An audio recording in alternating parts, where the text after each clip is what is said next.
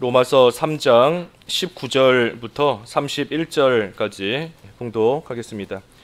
로마서 3장 19절. 우리가 알거니와 무릇 율법이 말하는 바는 율법 아래에 있는 자들에게 말하는 것이니 이는 모든 입을 막고 온 세상으로 하나님의 심판 아래에 있게 하려 함이라. 그러므로 율법의 행위로 그의 앞에 의롭다 하심을 얻을 육체가 없나니 율법으로는 죄를 깨달음이니라. 이제는 율법 외에 하나님의 한 의가 나타났으니 율법과 선지자들에게 증거를 받은 것이라. 곧 예수 그리스도를 믿음으로 말미암아 모든 믿는 자에게 미치는 하나님의 의니 차별이 없느니라. 모든 사람이 죄를 범하였음에 하나님의 영광에 이르지 못하더니 그리스도 예수 안에 있는 속량으로 말미암아 하나님의 은혜로 값없이 의롭다 하심을 얻은 자 되었느니라. 이 예수를 하나님이 그의 피로써 믿음으로 말미암는 화목제물로 세우셨으니 이는 하나님께서 길이 참으시는 중에 전에 지은 죄를 간과하심으로 자기의 의로우심을 나타내려 하심이니 곧 이때에 자기의 의로우심을 나타내사 자기도 의로우시며 또한 예수 믿는 자를 의롭다 하려 하심이라. 그런즉 자랑할 때가 어디냐? 있을 수가 없느니라. 무슨 법으로냐 행위로냐? 아니라 오직 믿음의 법으로니라. 그러므로 사람이 의롭다 하심을 얻는 것은 율법의 행위에 있지 않고 믿음으로 되는 줄 우리가 인정하노라. 하나님은 다만 유대인의 하나님이시냐? 또한 이방인의 하나님은 아니시냐? 진실로 이방인의 하나님도 되시느니라. 할례자도 믿음으로 말미암아 또한 무할례자도 믿음으로 말미암아 의롭다 하실 하나님은 한 분이시니라. 그런즉 우리가 믿음으로 말미암아 율법을 파기하느냐? 그럴 수 없느니라. 도리어 율법을 굳게 세우느니라. 제목은 하나님의 의가 나타남입니다. 하나님의 의가 나타남. 우리가 앞에 3장 18절 지난주 말씀까지 통해서 모든 사람은 다 죄인이다. 이방인뿐만이 아니라 유대인도 죄인이다. 물론 유대인이 이방인보다 나은 그러한 면들이 몇 가지가 있다고는 하지만 그렇다고 해서 유대인이 죄인이 아닌 것이 아니다. 유대인들도 또 이방인들도 모든 사람이 다 하나님 앞에 죄인이고 하나님의 심판을 받아야 마땅한 그러한 사람이다 하는 것을 우리가 앞에 3장 18절까지 말씀을 통해서 보았습니다. 그리고 나서 이제 오늘 이어지는 말씀인데 그 23절 말씀을 먼저 보면 23절에 모든 사람이 죄를 범하였음에 하나님의 영광에 이르지 못하더니 그랬습니다. 그러니 이방인이든 유대인이든 모든 사람이 다 죄를 지었고 죄인이기 때문에 하나님의 영광에 이르지 못한다 하는 겁니다. 여기에 모든 사람이 죄를 범하였다 하는 것은 한 사람도 예외가 없다는 거예요. 모든 사람, 한 사람도 빠짐없이 모든 사람이 다 하나님 앞에 죄인이고 그렇기 때문에 하나님의 영광에 이를 수가 없다. 그러니 하나님의 영광에 이르기 위해서는 죄가 없어야 됩니다. 죄를 범하여서 하나님의 영광에 이르지 못한다 그랬으니 반대로 말하면 죄가 없어야 하나님의 영광에 이를 수가 있다는 거예요. 그러니 그 죄값을 예수님이 대신 해결하셨다 하는 게 바로 뒤에 24절의 말씀입니다. 모든 사람이 죄를 범하였음에 하나님의 영광에 이르지 못하더니 그리스도 예수 안에 있는 속량으로 말미암아 하나님의 은혜로 값없이 의롭다 하심을 얻은 자 되었느니라 그랬습니다. 그러니 죄로 인하여 하나님의 영광에 이르지 못하지만 예수님께서 그 죄값을 다 속량하셨기 때문에, 다시 말하면 그 죄값을 다 치르셨기 때문에, 그렇기 때문에 그 예수님의 속량으로 말미암아 의롭다 하심을 얻은 자가 되었다. 그리고 이것이 하나님의 은혜다 하는 겁니다. 왜 하나님의 은혜인가? 값없이 의롭다 하심을 얻었기 때문에, 값없이 의롭다 하심을 얻었기 때문에 하나님의 은혜다 하는 겁니다. 죄로 인하여 하나님의 영광에 이를 수 없고, 그러니 그 죄 문제가 해결이 돼야 되는데 그 죄값을 치러야 되는데 예수님께서 대신 속량 죄값을 다 치러 주셨으니 그러니 우리는 값없이 우리는 값없이 거저 의롭다 하심을 받은 겁니다. 예수님께서 대신 다 해결하시고 죄값을 치르셨기 때문이에요. 그러니 우리는 거저 값없이 의롭다 하심을 받은 것이고 이것이 하나님의 은혜다 하는 거예요. 그러니 값없이 의롭다 하심을 하나님의 은혜 가운데 얻게 되었는데 그 얻는 방법이 뭔가? 그 바로 앞에 22절에 예수 그리스도를 믿음으로 말미암아 그랬습니다. 예수 그리스도를 믿음으로 말미암아 모든 믿는 자에게 미치는 하나님의 의다. 그러니 하나님께서 값없이 은혜로 우리에게 의를 주시는데 하나님이 값없이 주시는 그 의를 받는 방법이 뭔가? 믿음이다 한 겁니다. 예수님을 믿는 믿음이다. 그러니 이 22절에서 24절까지의 말씀이 사실 오늘 본문의 전체의 내용입니다. 전체의 내용이에요. 모든 사람이 죄를 범하여 하나님의 영광에 이르지를 못하게 되었다. 그러니 영광에 이르기 위해서는 그 죄 문제가 해결이 돼야 되는데 그 죄를 예수님께서 대신 해결해 주셨으니 그 예수님을 믿기만 하면 하나님께서 은혜 가운데 값없이 거저 우리에게 의를 주신다. 그게 오늘 본문의 쭉 내용인 겁니다.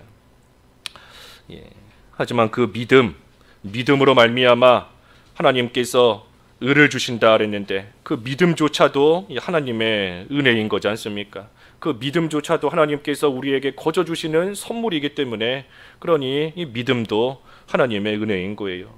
그래서 오늘 본문의 내용이 뭔가 하면 우리로 하여금 하나님의 영광에 이를 수 없는 죄인이다 하는 것을 하나님이 깨닫게 하시고 그리고 또 한 가지 하나님의 영광에 이를 수 없는 죄인인데 그런데 그 하나님의 영광에 이르기 위해서는 예수님을 믿어야 된다. 그 두 가지를 우리에게 깨닫게 하시는 겁니다. 하나는 하나님의 영광에 이를 수 없는 죄인이다. 그리고 또 한 가지는 그 영광에 이르기 위해서는 예수님을 믿어야 된다. 그러니 그 두 가지를 우리로 하여금 깨닫게 하시기 위해서 하나님이 우리에게 주신 것이 있는데 이 두 가지를 깨닫게 하시기 위해 주신 것이 있다. 그게 뭔가? 그게 바로 율법이다 하는 겁니다. 그게 바로 율법이라는 거예요. 그러니 하나님께서 율법을 왜 주셨는가? 하나님의 영광에 이를 수 없는 죄인이다 하는 것을 깨닫게 하시기 위한 거고 그리고 또 한 가지는 그 영광에 이르기 위해서는 예수님을 믿어야 된다. 그 두 가지 알게 하시기 위해서 하나님께서 율법을 주셨다 하는 겁니다. 그래서 이제 본문의 내용이 쭉 그 내용이에요. 간단하게 살펴보면 그 19절 한번 읽어봐 주시죠. 19절.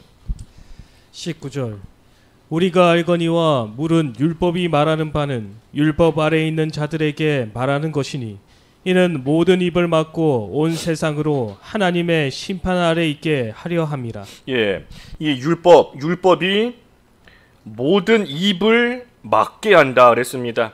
율법이 모든 입을 막는다. 이건 무슨 말인가 하면 이 율법은 사람으로 하여금 그 입을 열 수가 없게 만든다는 거예요. 입을 막는다. 입을 열 수 없게. 다시 말하면 할 말이 없게 만든다는 겁니다. 할 말이 없게. 왜 할 말이 없게 만드는가? 그 율법 지킬 수가 없는 것인데 지킬 수 있다고 자신 있게 말할 수 없다는 거예요. 나는 율법을 지킬 수 있습니다 하고 그 입을 열어서 자신 있게 말할 수 있는 그러한 사람이 없다는 겁니다. 그러니 율법은 이 모든 사람의 입을 막는 것이다. 자신 있게 지킬 수 있다 말할 수 없게 만든다는 겁니다. 또 온 세상으로 하나님의 심판 아래에 있게 하려 함이라. 그러니 사람이 지킬 수가 없으니 그러니 결국에는 하나님의 심판 아래에 있게 만드는 것이 이 율법이다라는 거예요. 그러니 20절 읽어주십시오. 그러므로 20절. 그러므로 율법의 행위로 그의 앞에 의롭다 하심을 얻을 육체가 없나니 율법으로는 죄를 깨달음이니라. 그러므로 율법의 행위로 하나님 앞에 의롭다 하심을 얻을 육체가 없다 하는 겁니다. 아무도 율법으로서 하나님 앞에 의롭다 인정받을 수 있는 자가 아무도 없다는 거예요. 아무도. 그러니 하나님께서 율법 왜 주셨는가? 우리가 여러 번 본 것처럼 지킬 수 없기 때문에 주신 것이 확실한 겁니다. 율법 지킬 수 있어서 주신 게 아니라 지킬 수 없기 때문에, 못 지키기 때문에 하나님께서 율법을 주신 거예요. 그런데도 율법을 못 지키는데도 왜 주셨는가? 여기 20절의 말씀처럼 죄를 깨닫게 하려고, 죄를 깨닫게 하려고 하나님께서 율법을 주신 겁니다. 율법을 다 지킬 수 있어서 주셨다라고 한다면 사람이 율법을 지키니 죄가 아니에요. 죄를 모르는 겁니다. 율법을 다 지키는데 죄가 어디 있겠어요? 그것이 아니라 율법을 못 지키기 때문에 하나님이 주심으로 인하여 그 율법을 통해 너는 죄인이다, 하나님의 영광에 이를 수 없는 그러한 죄인이다 하는 것을 깨닫게 하시려고 하나님께서 이 율법을 주셨다는 겁니다.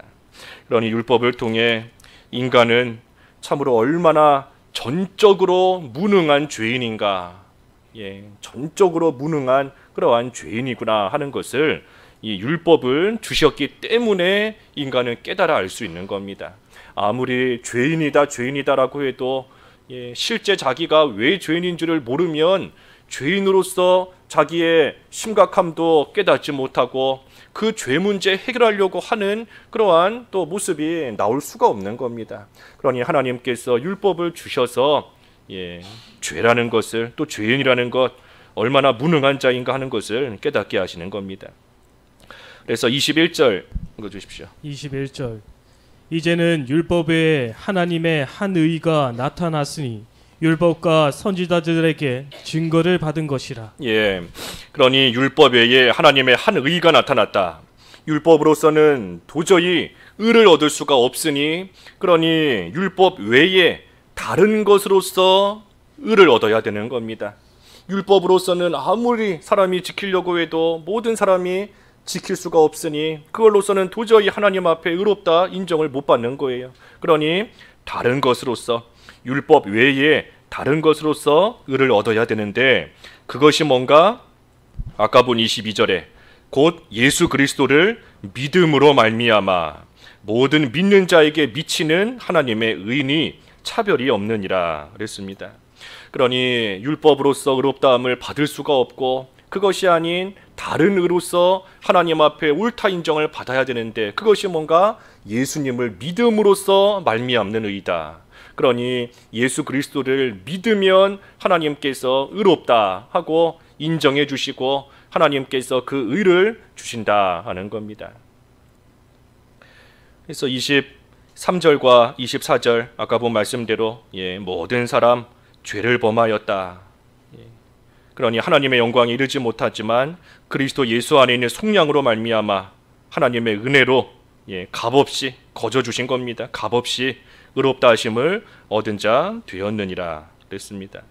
그러니 모든 사람, 아담의 후손인 모든 사람은 태어날 때부터 이미 죄를 가지고 태어나고, 인류의 조상인 아담이 모든 인류를 대표해서 죄를 지었기 때문에 아담의 후손으로 태어나는 모든 사람은 자기가 죄를 안 지었다라고 할지라도 태어날 때부터 이미 죄를 가지고 태어나는 겁니다. 그리고 또한 살면서 짓는 그러한 여러 가지 죄들로 인하여서 결국에는 이 하나님의 영광 가운데 이를 수가 없는 겁니다. 오히려 죄인으로서 영광이 아닌 저주를 받고 또 벌을 받을 수밖에 없게 되는 거예요. 하지만 예수님께서 피 흘려 속량해 주셨기 때문에 그 예수님을 믿는 자 값없이 의롭다 하심을 받는다. 아까 22절에 보면 이것에 차별이 없다 그랬어요. 그 22절에 보면 모든 믿는 자에게 미치는 하나님의 의인이 차별이 없느니라. 그러니 누구든 예수님을 믿기만 하면 다 이 의를 받는 겁니다. 뭐 가난한 자든 부한 자든 건강한 자든 뭐 병든 자든 차별이 없으니 누구든지 예수님을 믿기만 하면 의를 받는 거예요. 그 밑에 29절과 30절을 먼저 보면 그렇지 않습니까? 하나님은 다만 유대인의 하나님이시냐? 또한 이방인의 하나님은 아니시냐? 진실로 이방인의 하나님도 되시느니라. 또 할례자도 믿음으로 말미암아, 또 무할례자도 믿음으로 말미암아 이 의롭다 하실 하나님은 한 분이시니라. 예, 그러니 차별이 없는 겁니다. 이방인이든 유대인이든 할례자든 무할례자든 뭐 이런 사람이든 저런 사람이든 또 과거에 큰 죄를 지었던 사람이든 조금 깨끗하게 살아온 그러한 사람이든 누구든 예수님을 믿기만 하면 하나님께서 이 의를 주신다는 거예요. 그거는 이 구약 시대에 살았던 성도들도 마찬가지입니다. 신약 시대 성도나 구약 시대 성도나 차별이 없어요. 똑같은 겁니다. 예수님을 믿는 믿음으로 말미암아 구원을 얻는 것이 똑같은 거예요. 그 앞에 21절에 아까 그랬지 않습니까? 21절에 하나님의 의가 나타났으니 율법과 선지자들에게 증거를 받은 것이라. 예, 율법과 선지자들에게 증거를 받은 것이라. 그러니 구약시대의 율법과 구약시대의 선지자들도 믿음으로 말미암아 의롭다함을 받는다 하는 것을 계속해서 증거했다는 겁니다. 구약의 율법이 또 구약의 선지자들이 뭐 다른 거 증거한 것이 아니고 그들도 앞으로 오실 메시아, 앞으로 오실 그리스도, 그 그리스도를 믿으면 구원을 받는다 하는 것을 계속해서 증거하고 있었다 하는 겁니다. 그러니 구약에 나오는 수많은 언약들이나 또 수많은 율법의 제사들이나 또 여러 가지 하나님께서 행하게 하시는 그러한 여러 일들이 결국에는 다 예수 그리스도를 가리키고 있는 거지 않습니까? 다 예수님을 예표하고 있는 거예요. 그러니 구약시대의 성도들도 오늘날 우리와 똑같이 차별이 없는 거예요. 똑같다는 겁니다. 구약시대의 성도도 예수 그리스도를 믿음으로 구원받은 것이고 오늘날 우리도 예수님을 믿음으로 구원받은 것이고 그래서 창세 이후로 물론 창세 이후로 아담 행위 언약 깨지고 난 이후로 모든 사람들은 예수님을 믿음으로써만 예수 그리스도를 믿음으로써만 이 구원을 받게 된 겁니다. 차별이 없는 거예요. 25절 읽어주십시오. 25절과 26절. 25절. 이 예수를 하나님이 그의 피로써 믿음으로 말미암는 화목제물로 세우셨으니 이는 하나님께서 길이 참으시는 중에 전에 지은 죄를 관과하심으로 자기의 의로우심을 나타내려 하심이니 곧 이때 자기의 의로우심을 나타내사 자기도 의로우시며 또한 예수 믿는 자를 의롭다 하려 하심이라. 예, 예수님께서 우리를 대신에 속량 값을 치러서 우리를 더 이상 죄인이 아닌 평인 일반 사람 자유인 되게끔 예수님께서 속량하셨는데 그 예수님께서 속량을 어떻게 하셨는가? 25절에 보면 그의 피로써 믿음으로 말미암는 화목제물로 세우셨다 그랬습니다. 화목제물. 그러니 예수님께서 화목제물이 되셔서 십자가에서 죽으셨다는 겁니다. 화목제물로 십자가에서 예수님이 죽으셨기 때문에 그 예수님께서 화목제물이 되어주심으로 우리의 모든 죄값을 다 속량하셨다 하는 거지 않습니까? 그런데 이 예수님께서 화목제물이 되셔서 십자가에서 죽으셨는데 이것이 여기 25절과 26절에 보면 두 가지를 지금 보여준다는 겁니다. 두 가지를. 하나는 뭔가 하면 하나님의 의를 보여준다는 거예요. 하나님의 의.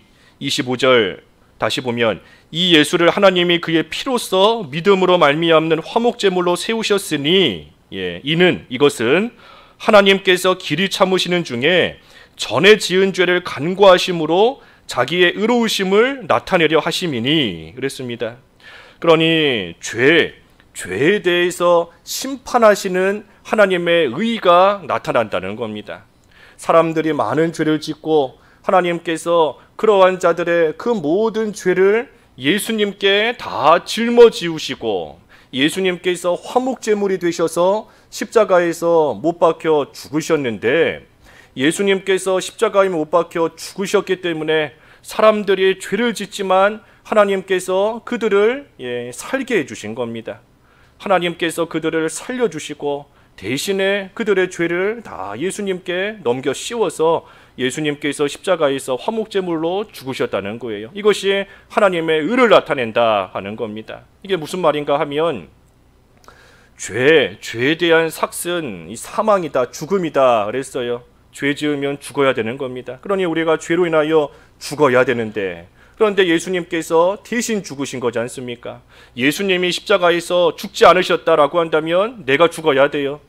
예수님이 십자가에서 돌아가시지 않았다라고 한다면 내가 내 죄로 인하여서 내가 죽어야 되는 겁니다. 왜? 하나님은 공의의 하나님이시기 때문에, 하나님은 의로우신 하나님이시기 때문에 죄에 대해서 하나님께서 잠깐 참아주시는 것 같고 죄를 잠깐 간과하시는 것 같아 보인다라고 할지라도 그 죄에 대해서 하나님께서 반드시 하나님의 공의로서 심판하시고 다스리시고 죄의 값을 찾으시는 그때가 반드시 오는 것인데, 그런데 예수님께서 우리를 대신하여 화목제물로 죽으셨다라고 하니, 그러니 그 죄에 대해서 결코 그냥 넘어가실 수 없는, 죄에 대해서 용납하실 수 없는 하나님이시다 하는 것이 예수님의 십자가를 통해 나타났다는 겁니다.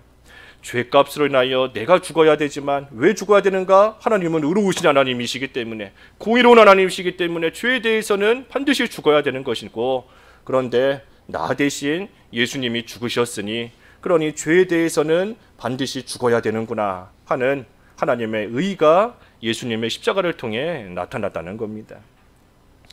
그리고 또 한 가지는 이 예수님으로 말미암아 의롭다함을 받는다는 것, 그것이 또한 나타난 거예요. 26절에 곧 이때에 자기의 의로우심을 나타내사 하나님의 공의로우심을 나타낸 겁니다. 죄에 대해서는 죽어야 된다 하는 하나님의 의를 나타내신 거예요. 그러니 자기도 의로우시며 또한 예수 믿는 자를 의롭다 하려 하심이라. 그러니 예수님께서 하나님의 그 공의를 만족시키시고 예수님께서 대신 죽으셨으니, 그러니 그 예수님으로 말미암아 이제 죄 용서받은 우리도 하나님께서 의롭다 해주시는 그러한 일이 예수님의 십자가를 통해 나타났다는 겁니다. 27절과 28절 읽어주시죠. 27절 그런즉 자랑할 때가 어디냐 있을 수가 없느니라.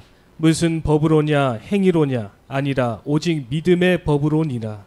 그러므로 사람이 의롭다 하심을 얻은 것은 율법의 행위에 있지 않고 믿음으로 되는 줄 우리가 인정하노라. 그러니 자랑할 게 없다 하는 겁니다. 자랑할 게 없다. 의인이 되었다라고 해서 자랑할 게 없다는 거예요. 나는 의로운 자가 됐고, 나는 천국 가는 자가 됐고, 나는 예수 믿는 자가 됐다. 그러니 다른 사람에게 자기 자신을 자랑할 것도 없는 것이고, 또 죄 짓고 나아가는 그러한 사람을 보면서 정죄하거나 손가락질하며 내가 대단한 사람인 것처럼 스스로를 자랑하고 여길 것이 없다는 겁니다.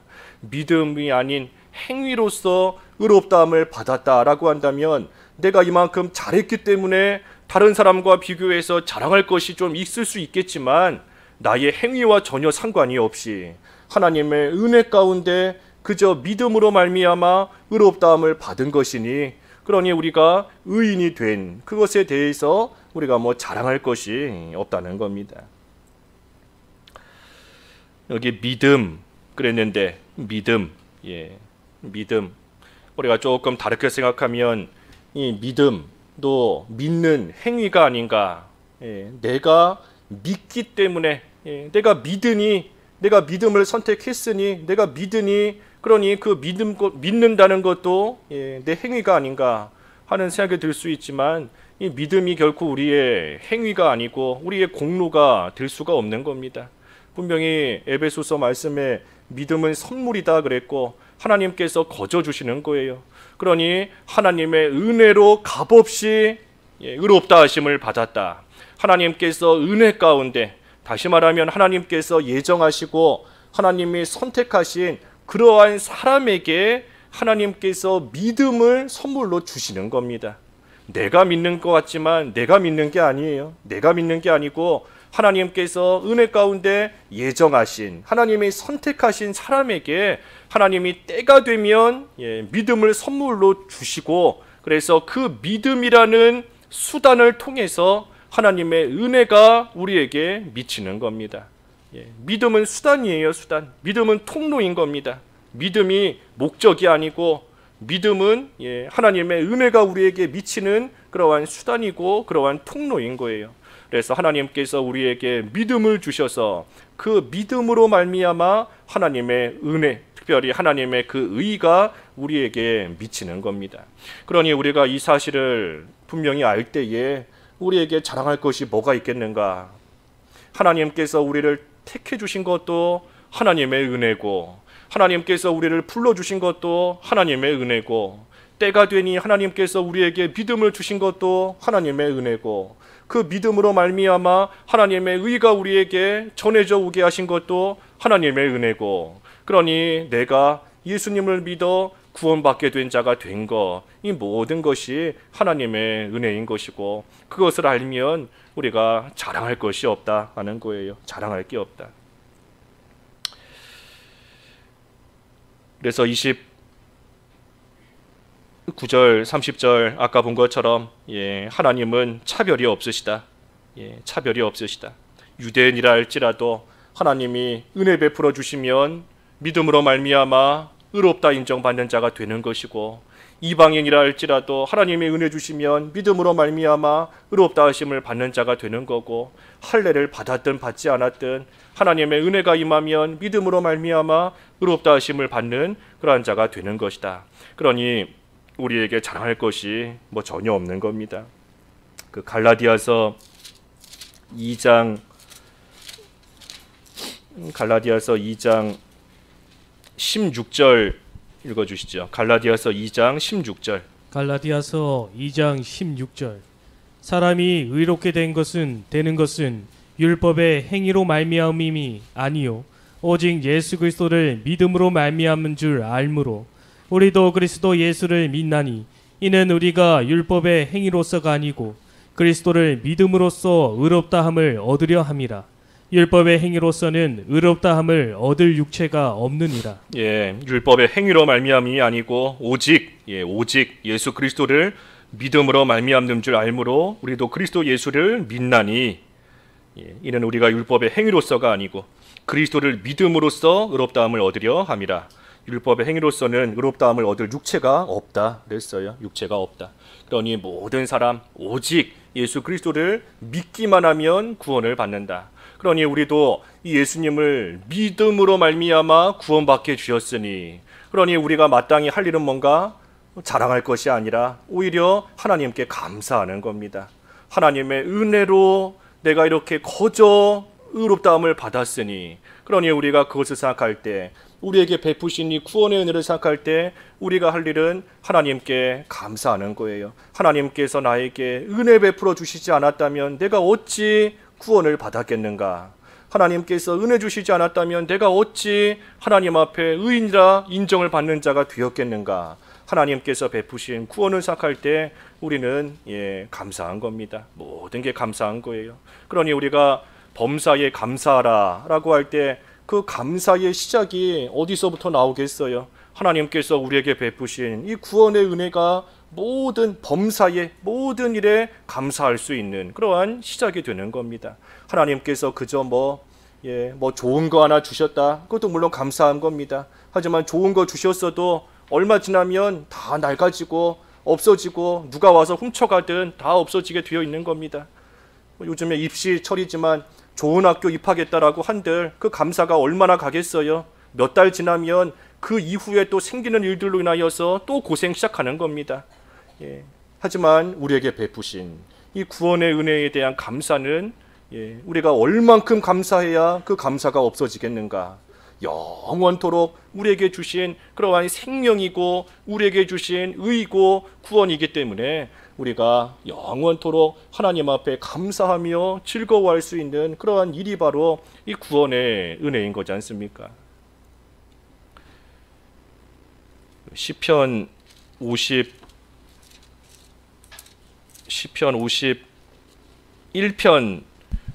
12절 읽어봐 주십시오. 시편 51편 12절. 시편 51편 12절. 주의 구원의 즐거움을 내게 회복시켜 주시고 자원하는 심령을 주사 나를 붙드소서. 시편 51편 12절에 주의 구원의 즐거움을 내게 회복시켜 주시고 자원하는 심령을 주사 나를 붙드소서. 구원의 즐거움이 회복되기를 바라는 겁니다. 우리도 사실 금년 베델로 올라가자 우리의 표어도 이와 같은 거예요. 베델로 올라가자, 처음 사랑, 처음 행위 다시 되찾기를 바라는 것인데 구원의 즐거움 하나님께서 회복시켜 주시기를.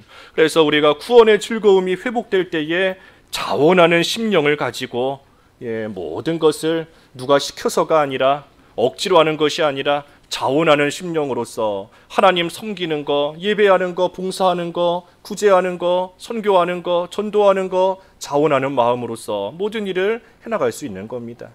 그러니 우리도 이러한 구원의 즐거움이 어디서 나오겠는가? 하나님께서 베푸신 그 구원, 내가 지금 받아가지고 있는 이 구원을 내가 어떻게 받았는가 하는 것을 우리가 먼저 잘 깨달아 알아야, 그래야 감사가 나오는 것이고 즐거움이 나오는 것이고 자원하는 심령을 가지고 하나님을 바르게 섬기는 그러한 성도의 참된 생활이 이어져 가는 겁니다.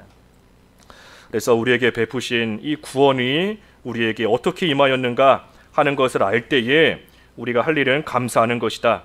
그리고 마지막 한 가지 우리가 할 일은 뭔가? 오늘 본문 끝절 31절의 말씀대로 그런즉 우리가 믿음으로 말미암아 율법을 파기하느냐? 그럴 수 없느니라. 도리어 율법을 굳게 세우느니라 그랬습니다. 그러니 구원받았다, 믿음으로 구원받았다라고 해서 율법이 이제는 필요가 없다 하는 게 아니에요. 도리어 율법을 굳게 세운다 그랬습니다. 그러니 믿음으로 말미암아 구원받았지만 율법은 여전히 필요하다는 겁니다. 율법은 여전히 필요하다는 거예요. 그러니 율법이 여전히 필요하다 하는 의미가 뭐겠습니까? 율법을 잘 지키라는 겁니다.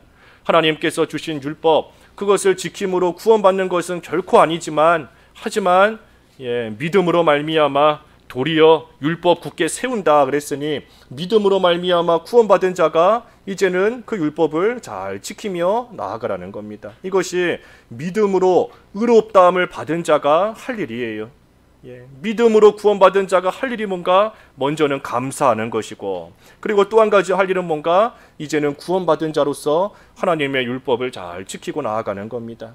율법으로서 의롭다함을 받은 것이 아닌 믿음으로 의롭다함을 받은 자가 되었으니, 그래서 우리의 신분이 의인이 되었으니, 그러니 이제는 그 하나님의 율법, 하나님의 계명, 하나님의 말씀을 잘 지킴으로써 의인의 신분에 맞는 그러한 생활을 해나가는 것, 그것이 구원받은 자로서 할 일인 겁니다.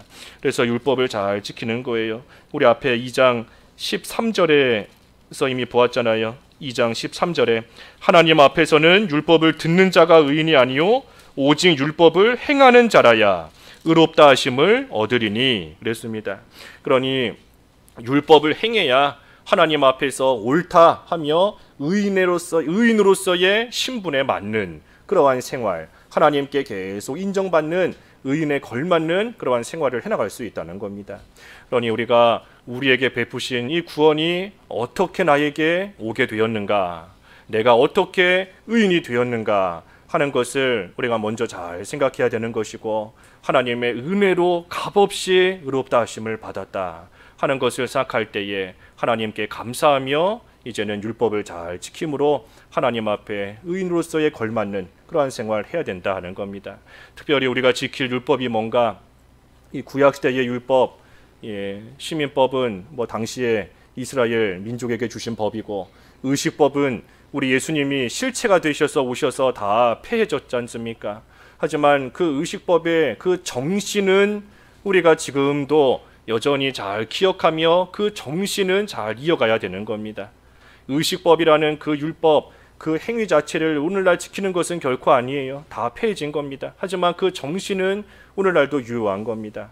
도둑질하지 마라, 율법에 주셨던 의식법이에요. 도둑질하고 남의 거 훔치면 4배나 갚아줘야 된다. 출애굽기 20장에 보면 그랬는데 21장 4배나 갚아줘야 된다. 오늘날 그 의식법에 따라 남의 거 훔쳤다고 4배나 갚아주지 않습니다. 하지만 그 정신은 오늘날도 유효한 거예요. 남에게 손해 주었으면 어떻게든 배상해주고 갚아주려고 힘쓰는 그 정신은 오늘날도 잘 지키고 나아가는 겁니다. 가늠한 사람 돌로 쳐서 죽여야 된다. 그러한 법 오늘날은 지키지 않습니다. 하지만 그 정신은 오늘날도 유효한 겁니다. 간음하면 죽을 죄인 줄 알고 그러한 죄 짓지 않으려고 힘쓰며 나아가는 생활 오늘날도 계속해서 해나가는 거예요. 그리고 도덕법은 오늘날도 여전히 우리는 잘 지켜야 됩니다. 도덕법의 요약이 십계명인 것인데 10계명은 오늘날도 신약시대에도 우리가 10가지 잘 지키려고 힘을 써야 되는 것이고, 또 주일 지키는 거, 우상의 제물 먹지 않는 거, 또 11조 생활하는 거, 그러한 것들은 다 도덕법으로서 우리가 오늘날도 계속해서 지켜나가는 그러한 하나님의 율법인 겁니다. 그래서 이러한 율법, 오늘날도 우리가 의인으로서 바르게 살기 위해서 지키고 나아가는 것이다. 의인으로서 삼아주셨으니 의인으로서 바르게 살기 위해 율법을 지키고 나아가는 것이고, 그리고 그러한 생활을 잘 해나가면 마침내는 하나님의 영광에 이르는 그러한 생활이 되는 겁니다. 그러니 하나님이 율법을 우리에게 주신 것은 결코 무거운 멍에나 짐으로 주신 것이 아니에요. 율법을 왜 주셨나? 왜 주셔서 우리에게 이렇게 힘들게 이거 하게 만드시고 저거 하게 하시고 주일 지키라 하시고 우상의 제물 못 먹게 하시고 11조 생활하게 하시고 왜 이러한 율법을 우리에게 주셔서 왜 이렇게 힘들게 하시는가? 우리가 그 율법을 왜 주셨는지를 모르기 때문에, 깨닫지 못하기 때문에 무거운 짐처럼 여겨지는 겁니다. 하나님께서 결코 멍에나 짐으로 주신 것이 아니에요. 그것이 아니라 하나님의 영광에 이르도록 하시기 위해서, 하나님의 영광에 이르도록 하시기 위해서 하나님께서 이 율법을 우리에게 주신 겁니다. 왜? 믿음으로 구원받은 자인데 하나님께서 율법을 왜 남겨두셨는가? 더 이상 율법 지켜 구원받는 게 아닌데 율법을 하나님께서 왜 남겨두셨겠어요? 믿음으로 구원받았지만, 의인의 신분이 되었지만, 하지만 우리의 생활이 그 의인의 신분에 걸맞는 생활이 여전히 되지 못하기 때문에 하나님께서 율법을 통해 우리로 하여금 의인의 신분에 걸맞는 그러한 삶을 살아가게끔 우리에게 가르쳐 주시는 것이고, 우리가 그대로 살면 하나님의 영광에 이르는 그러한 말 그대로 영광스러운 복된 삶이 되게 하시는 겁니다. 그러니 율법을 주신 것은 우리로 하여금 영광에 이르도록, 하나님의 그 영광을 누리는 그러한 삶이 되도록 하시기 위해서 하나님께서 우리에게 율법을 주신 것이고, 그러니 바꿔 말하면 구원받은 그러한 성도의 삶은 영광의 삶인 겁니다. 하나님께서 주시는 그러한 영광을 향하여 날마다 나아가게끔 하나님께서 우리에게 가르쳐 주시며 인도해 주고 계시니, 그러니 성도의 삶은 영광의 삶이다 하는 거예요. 그래서 오늘 하나님의 이 의가 나타났다, 하나님의 의가 나타났다. 그 주일학교 시간에 다 전하지 못해도 그 22절부터 24절까지의 말씀 중심으로 그 말씀은 중요한 겁니다. 그 말씀은 중요한 거기 때문에 우리 어린 아이들에게 잘 또 전해 주셔야 돼요. 모든 사람이 죄인이다. 모든 사람이 죄인이고 하나님의 영광에 이를 수 있는 자가 없다. 그러니 그 죄 문제가 해결돼야 되는데 우리의 힘으로서는 아무리 율법 지킨다 한들 그 죄 문제 우리가 해결할 수가 없는 것이다. 그러니 예수님께서 대신 그 죄 문제를 해결해 주셨고, 우리는 그 예수님을 믿기만 하면 하나님의 의가 우리에게 임하여서 거저 하나님의 은혜 가운데 구원받는 자가 되는 것이다. 그리고 구원받은 자로서 이제 우리가 할 일은 하나님께 감사하는 것이고, 하나님의 주신 그 율법대로 살아감으로써 의인의 신분에 걸맞는 그러한 삶을 살아가는 것, 그것이 우리에게 주신 영광의 삶이다 하는 거 잘 정리하셔서 우리 학생들에게도 전해주시기 바랍니다. 잠깐 각자 기도하시지요. 말씀 생각하시면서 잠깐 기도하겠습니다. 모든 사람이 하나님의 영광에 이를 수 없지만 그리스도 예수 안에 속량으로 말미암아 하나님의 은혜로 값없이 의롭다 하심을 받게 하셨사오니 감사합니다. 저희들이 하나님 앞에 의인의 신분을 받게 된 것이 율법의 행위로서 된 것이 아니고 오직 예수 그리스도를 믿는 믿음으로 말미암아 의롭다함을 받게 되었고, 그 믿음조차도 하나님께서 저희에게 거저 주신 선물인 것을 기억할 때에 하나님의 은혜 가운데 구원받게 하시고 의인의 신분을 갖게 하신 하나님께 감사하는 저희의 삶이 되게 하여 주시옵시고, 이제는 의인의 신분에 걸맞도록 하나님의 율법을 잘 지키고 나아가서 의인으로서의 삶을 살아가는 저희 모두가 되어 하나님께서 예비해 놓으신 영광의 이름이여 그 영광을 누리고 사는 참된 성도의 삶이 될 수 있도록 인도해 주시옵소서. 예수님의 이름으로 기도하옵나이다. 아멘.